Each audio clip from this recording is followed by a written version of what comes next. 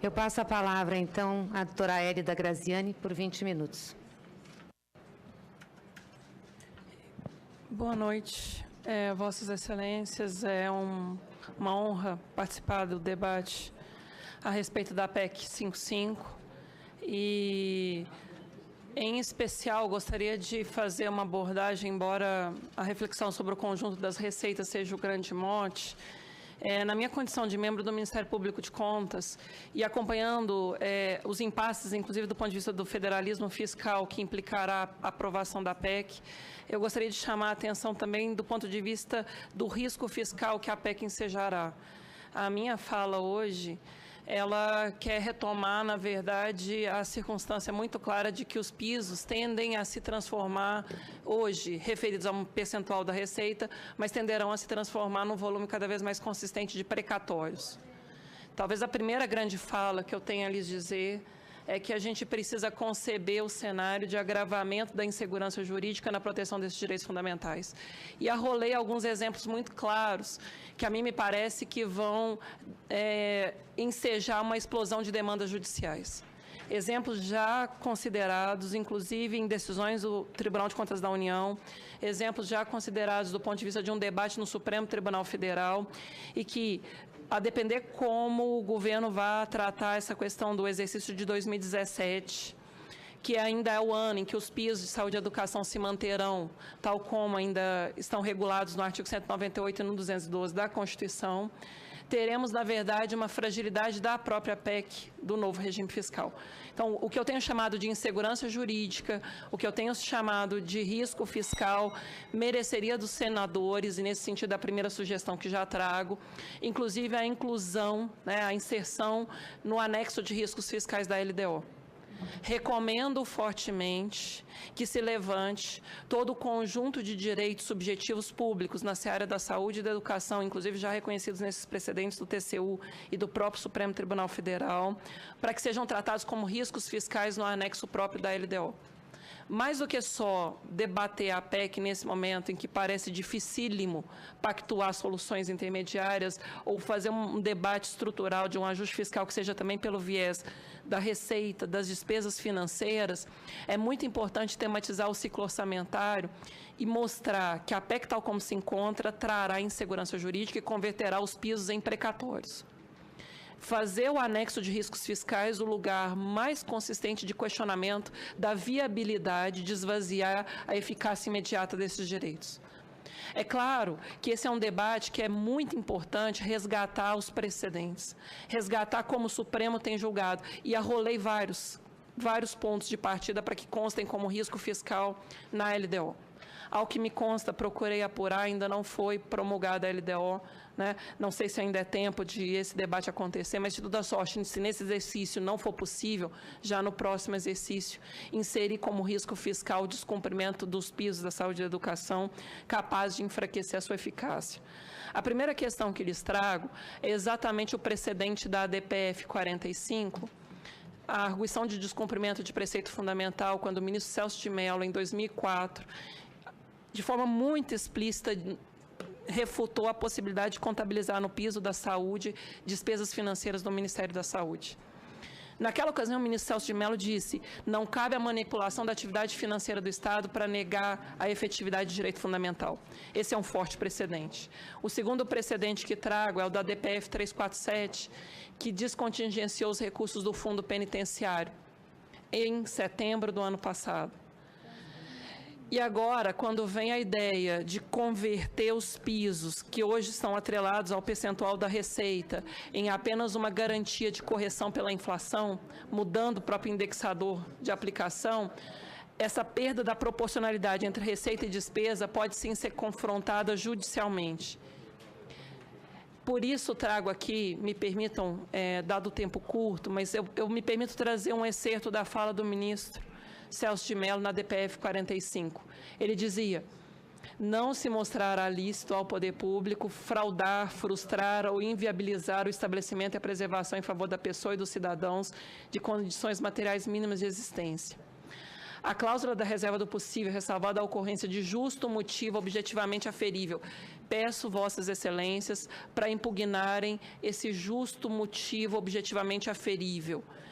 Buscar os precedentes já consolidados no próprio TCU, no próprio Supremo Tribunal Federal, e suscitar que são riscos fiscais a sua ausência de cobertura suficiente, para incutir que a ausência de justo motivo para não resguardá-los no orçamento merece ser impugnada.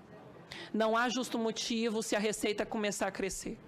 Não haverá justo motivo se a economia voltar a se comportar como adequado. E esse é o aviso que faço. Os cidadãos continuarão a possuir direito subjetivo público à saúde e à educação.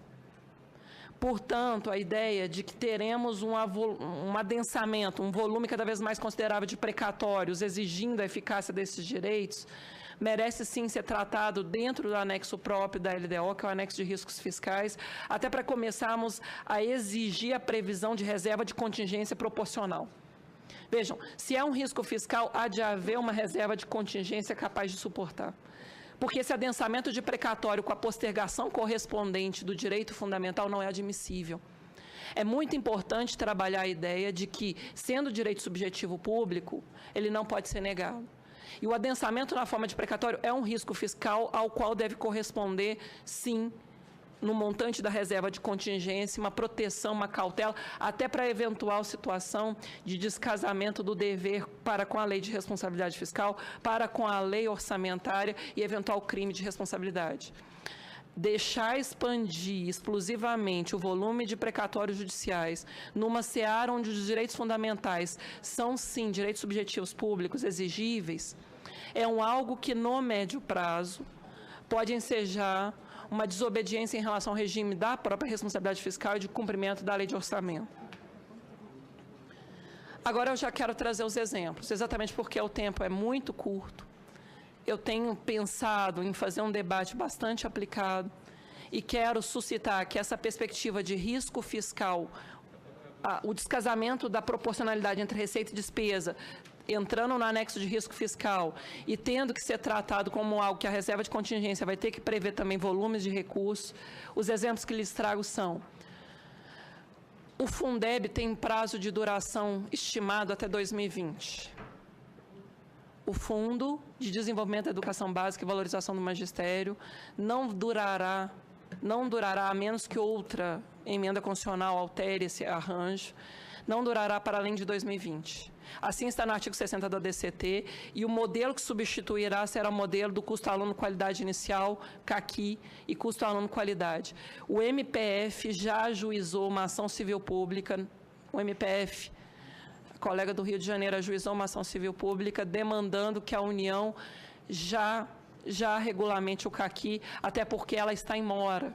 O acórdão do TCU 618, é um acordo de 2014, o Plano Nacional de Educação também exige a implementação do CAQui, e na falta do Fundeb, lhes pergunto, como a União assegurará o padrão mínimo de qualidade com a equalização do padrão das oportunidades educacionais?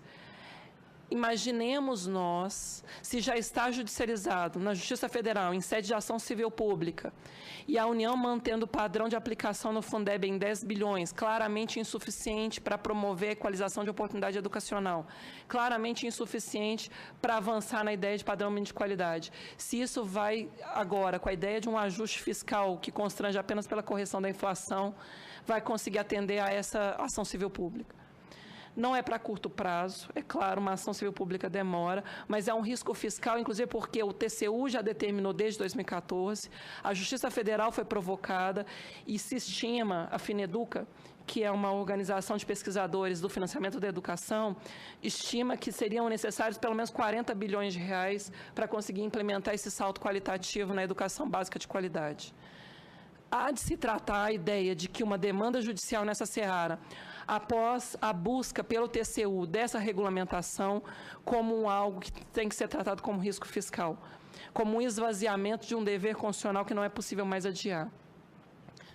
Já na área da saúde, a questão que lhes trago é uma questão ainda mais interessante do ponto de vista de risco fiscal da LDO.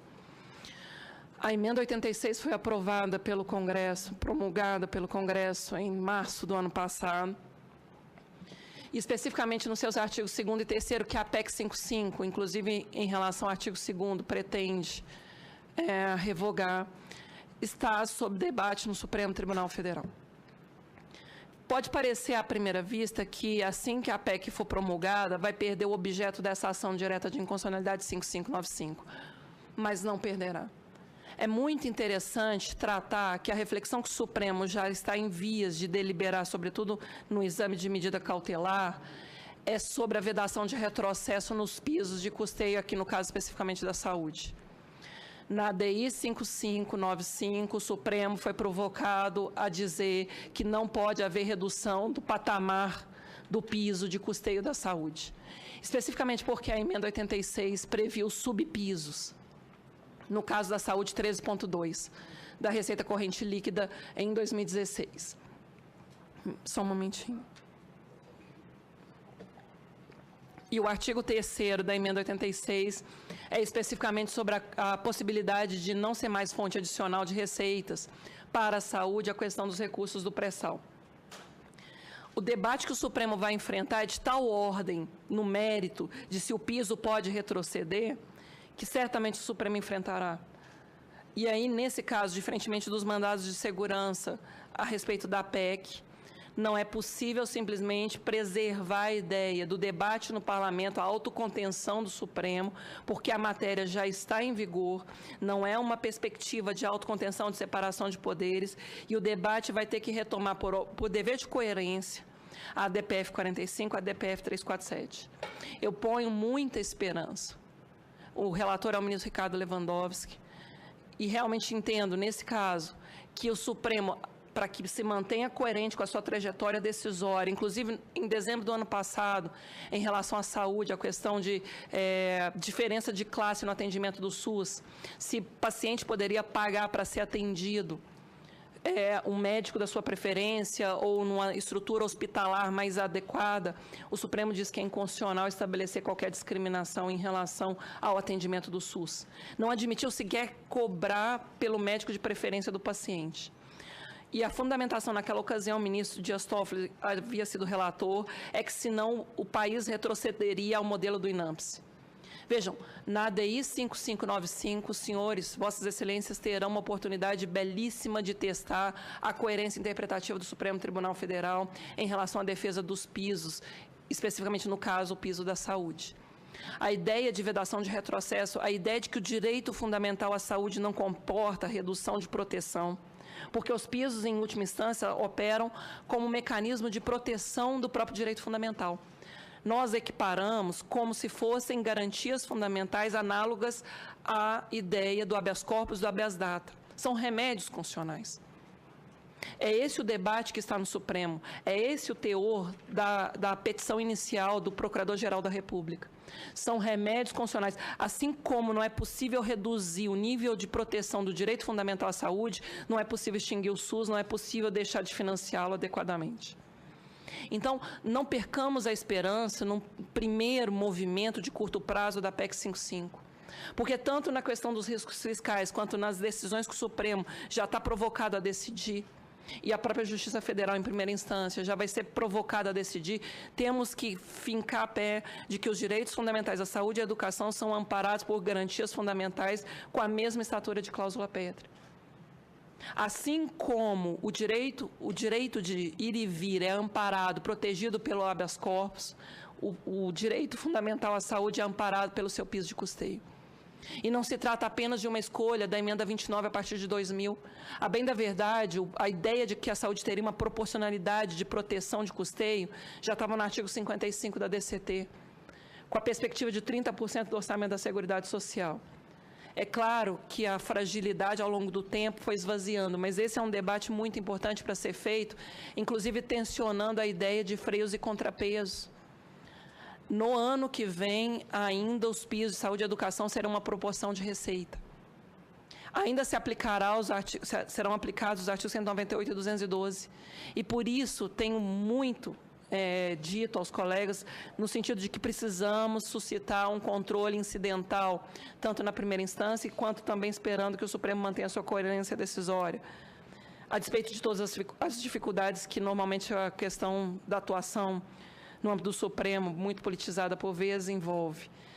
Aqui eu suscito também um outro debate que certamente, se impugnado no âmbito do TCU, no âmbito da Justiça Federal, também ensejará uma linha de frente de defesa do direito à saúde, é o cancelamento do conjunto de restos a pagar que foram contabilizados no piso da saúde, porque estavam no identificador de resultado primário 6, a partir de dezembro.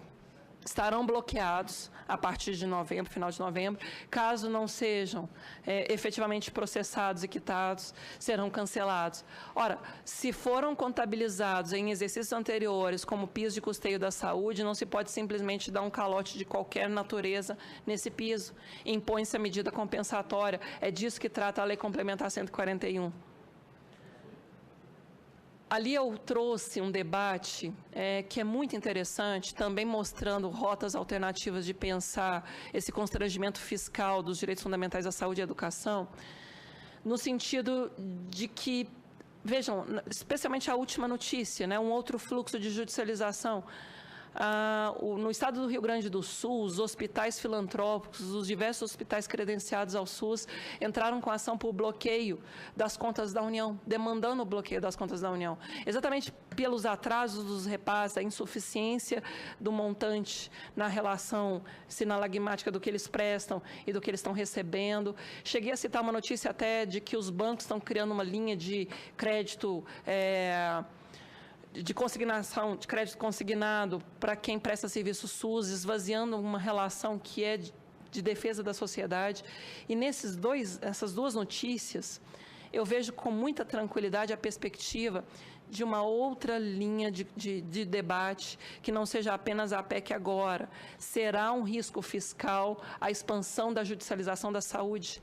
Enquanto o governo tensiona, dizendo que as demandas por remédios, as demandas individuais estão expandindo enormemente, a mim me parece, eu que verifico todos os dias as contas das prefeituras do Estado de São Paulo, que vejo uma sobrecarga fiscal da demanda pela efetividade do direito à saúde em relação aos municípios, a mim me parece que o maior risco que teremos é uma explosão de demandas judiciais, inclusive em relação à insuficiência do custeio da União. Os municípios ingressarão cada vez mais em juízo contra a própria União. Os prestadores de serviço, já há esses precedentes, ingressarão cada vez mais contra a União. Eu trouxe ainda agora também um precedente na Justiça Federal do Rio de Janeiro, já confirmado pelo TRF, de que o município tem direito de buscar em direito de regresso os medicamentos ainda não pactuados, os medicamentos ainda não incorporados na RENAME, em rota de admissibilidade de uma responsabilidade solidária que também é via de mão dupla. Não é porque só o município responde que ele depois não pode buscar reaver o que arcou sozinho, aquele 1/3 que a União deixou de aportar num rateio prévio. E vejam, o acórdão do TCU, eu digo sempre decisões já operadas num debate, ou no TCU, ou na Justiça Federal, ou mesmo já provocadas no âmbito do Supremo Tribunal Federal. Mexer nos pisos de custeio da saúde e da educação significará um risco fiscal, porque substituiremos o modelo atual por um volume cada vez mais severo de precatórios. Esse debate é, inclusive, o maior debate federativo no âmbito da judicialização da saúde, que é a falta de cumprimento daquilo que é pactuado na CIT. CIT é a Comissão Intergestores Tripartite, é a governança do SUS, a União, os estados, os municípios. Ora, se pactuou na CIT, deve vincular os entes. Mas a União, ela deixa de cumprir a sua pactuação, ela não consolida o conjunto das portarias, descumprindo esse acórdão do TCU, de modo a sobrecarregar os entes subnacionais. Entre os colegas da área do direito tributário aqui, desculpe-me, já vou avançando. Há um debate sobre guerra fiscal de receitas, pois eu lhes digo, há uma guerra fiscal de despesa. E haverá um fluxo de judicialização em sentido inverso. É o exemplo de uma decisão já passada no nível do TRF da 2ª Região, em que o TRF admitiu obrigar a União a ressarcir o município naquilo que ele pagou sozinho por um medicamento não incorporado na RENAME. Bom, vou passar rápido, o tempo já esvaiu. Aqui há um texto que tive a felicidade de escrever com os professores Fábio Conder Comparato, Heleno Torres, e Ingo Sarlet, suscitando exatamente o nível de proteção alcançado pelo direito à saúde e à educação, de tal modo que uma proposta de emenda à Constituição não é admissível no nosso ordenamento, afrontando essa cláusula pétrea. Não é sem razão que associações de magistrados, associações de diversas áreas de profissionais do direito têm suscitado a inconstitucionalidade dessa proposta. Ainda que no mandado de segurança o ministro Luiz Roberto Barroso não tenha avançado especificamente no exame dos pisos, porque ambas as decisões, ele não analisou a repercussão sobre os pisos. Quando isso chegar ao debate da primeira instância, mesmo no próprio Supremo Tribunal Federal, certamente a reflexão vai ganhar outro tom. Bom, esse despregamento da relação de proporcionalidade entre receita e despesa não é admissível.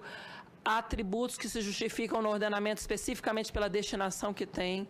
É esvaziar essa relação de finalidade e proporcionalidade. E, inclusive, já do ponto de vista do debate sobre outras rotas de alternativa, outras alternativas de ajuste fiscal, eu tenho invocado, inclusive, para as próprias prefeituras, para o Estado de São Paulo.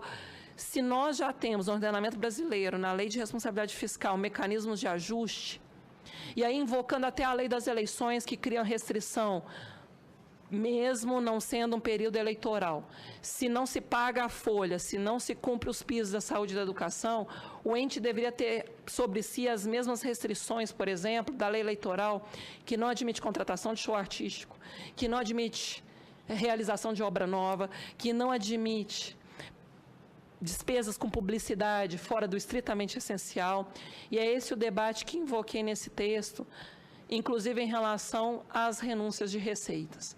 Especificamente nas renúncias de receitas, já que o tempo se esvaiu, eu tenho invocado a interpretação íntegra, o direito como um todo, da ideia da própria lei de licitações. Vejam, a lei de licitações, no artigo 57, veda a existência de contrato por prazo indeterminado. Dos contratos decorrem despesas e, portanto, sempre estão adstritos à vigência do crédito, em regra, pelo menos 1 ano. No caso das renúncias de receitas, imaginar possível a concessão de uma renúncia por prazo indeterminado, fora das balizas do artigo 14 da LRF, que é a vinculação com a sua medida compensatória, ao nosso sentir, é uma geração de renúncia fiscal nula. A renúncia de receita é um gasto tributário, tem que ser tratada com a mesma constrição, mesmo rigor. Estados, municípios, a própria União, que concederam renúncias fiscais sem nenhuma baliza de restrição temporal, não precisam de uma outra lei para revogá-las. A gente tem que fazer um debate, inclusive, de nulidade do próprio ato concessório. Não é possível o Estado conceder, porque renúncia fiscal só é aquele tratamento discriminatório, não é o benefício universal. Não é possível que o Estado institua um privilégio fiscal perene, permanente. É esse o debate de rigidez das renúncias fiscais, que mereceria uma interpretação íntegra, conjugada, com a mesma perspectiva do artigo 57 da Lei 8666. Aí são os exemplos que tratava, de que a gente precisa fazer a busca de um ajuste já consonante com a Constituição e não contra a Constituição. O direito financeiro brasileiro já tem instrumentos para a promoção do ajuste, e quem promete solução fácil, solução única para problemas antigos e complexos, vem de ilusões. Esse é o debate que já fazia nesse texto, inclusive provocando a reflexão dos entes subnacionais. Cheguei em um outro texto com um professor da Unicamp de Economia, professor Geraldo Biasotto, a debater o conceito de estado de sítio fiscal. A noção de estado de sítio na Constituição é a suspensão temporária de direitos por prazo superior a 30 dias. É claro que é um termo forte, mas vejam, suspender a eficácia de direito fundamental que a Constituição delimita, que tem eficácia imediata, que tem inclusive uma estrutura de financiamento que a ampara, acaba sendo, sim, na prática, um estado de sítio fiscal, uma postergação, porque no que se refere à saúde e educação, será, infelizmente, uma estratégia deliberada de postergação na forma de precatórios. Demandas pela efetividade dos pisos de custeio de saúde e de educação se revelarão, na verdade, um estoque cada vez mais volumoso de precatórios. Por isso mesmo, acredito no debate que o Supremo já enfrentou em relação ao descontingenciamento do fundo penitenciário, em relação à DPF 45, em que o ministro Celso de Mello não admitia o constrangimento do mínimo existencial, que não era admissível também a manipulação da atividade financeira do Estado para frustrar a efetividade desses direitos fundamentais. Ainda mais porque, ao longo desses 20 anos, a ideia que se tem é de uma discricionariedade alocativa de 9% do PIB. Os cálculos com os quais eles trabalham constrangendo os gastos obrigatórios a alcançar uma discricionariedade alocativa de 9% do PIB. Aí se perde, inclusive, a ideia de justificação de um constrangimento tão grande. Não é possível, dentro da ideia de necessidade, proporcionalidade em sentido estrito e adequação dentro do princípio da proporcionalidade com a qual o Supremo vem trabalhando, acatar uma restrição de tal monta no custeio dos direitos fundamentais. Agradeço, já me exorbitei bastante do tempo, mas eu espero constranger o debate também no nível do sistema de freios e contrapesos. O debate da PEC 55 não termina aqui. Será, sim, a transformação de pisos em precatórios, com uma expansão volumosa de riscos fiscais, que Vossas Excelências podem tematizar no anexo próprio da LDO. Inclusive, em relação à própria forma como a falta de limite para a dívida também acaba sendo uma espécie de risco fiscal. Ainda que não haja a resolução, a gente pode começar a criar uma forma de elaborar o processo a respeito da dívida também como um risco fiscal. O TCU apontou isso em vários acordos.